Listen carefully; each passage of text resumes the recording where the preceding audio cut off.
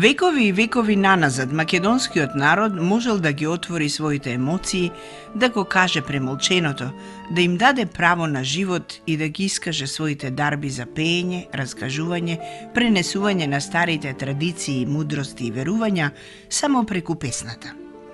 Затоа, неслучајно големиот Рацин вели: песната на Македонија е нејзина молитва, огледало на нејзината душа и нејзина воздишка. Оттаму песните на македонскиот народ, испеани од длабочината на душата, со својата мелодија и текст, пленат генерации и генерации кои ги пеат, негуваат, собираат, пренесуваат секој на свој начин. Еден од нив е и Христо Христоски Мулар, кој меѓу другото на македонската јавност и е најпознат како романтичен виртуоз на акустична гитара, кој деновиве објави книга со 110 мелографирани македонски фолклорни бисери, наменети за песнопојците, инструменталистите, едноставно љубителите на убавата народна песна во Македонија и пошироко. Идејата за издавање на оваква збирка е малку подамнешна. Водејќи по гитарски фестивали, во жири комисии, настапи по окружувањето од Белград, Загреб, по Словенија, некако интересот за нашата музика беше навистина голем. И тие светски професори би рекол, а и нашите од окружувањето сакаат да чујат, сакаат да имаат нотиран материјал. Нешто таму запишувавме, нешто им дававме, меѓутоа некако целина. После тоа 2011 година за потребите на матицата на македонците во Хрватска издадов една збирка со 108 македонски бисери. Изборот навистина беше тешко да се направи. Сум собирал јас многу околу 700 македонски песни, меѓутоа консултирав потоа многу снимки уште од времето на Кочо Петровски, првите снимки најавтентичните македонски, кои беа снимени со оркестрот.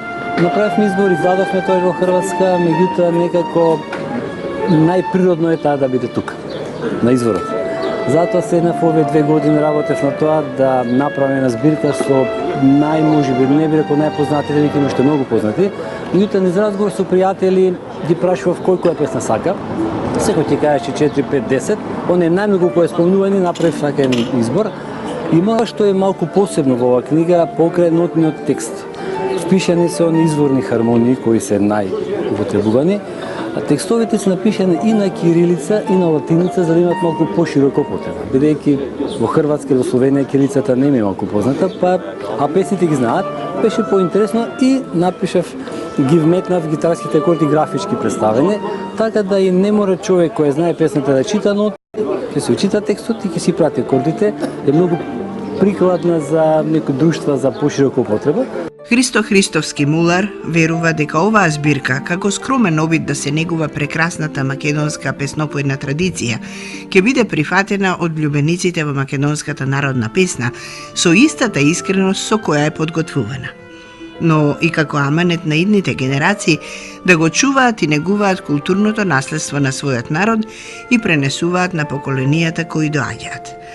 Но што следно да очекуваме од овој влюбеник и познавач на народното творештво? Покрај овие изданија следува второ издание на збирка македонски фолклорни бисери. Заедно со ова некако напоредно издадов и трета збирка со влашки песни. Би мора да признам, има многу скептици кои мислат дека нема многу влашки песни, меѓутоа јас сум собрал околу 600.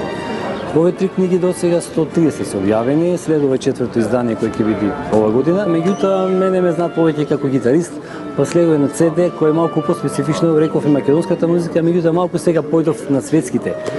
Стари пак би рекол корени, филмска музика од 40-те, 50-те години одбрав 9 теми кои заедно со Трајчо Генџиев ги работиме за 2 гитари или 3 гитари. Тоа некај до крајот на јуни ќе биде готово, а на крајот на годината следува издание со авторски теми.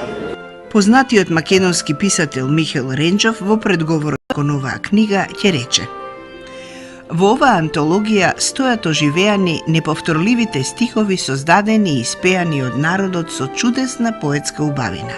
Така оживеани тие му се подаваат исцело на македонскиот читател и љубител на таа македонска убавина.